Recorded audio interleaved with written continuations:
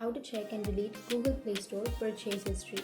So if you want to check and delete your Google Play Store purchase history, then first of all you need to open up your Play Store application, and after opening your Play Store, now you can simply go to the upper right corner which has your profile, and then you can go for payments and subscriptions, and here you will have your budget and history on the third option. You can simply tap on that, and here you will have all of your purchases that you have purchased from Google Play Store. So for now I have not purchased anything from Play Store, so I don't have that history here, but if you have purchased something, then you will have your history. But let me tell you one thing, that you can only view your history, but you can't delete your purchase history. So to delete that, you only have one option. You can simply delete your Google account, and after deleting your Google account, your purchase history will be deleted.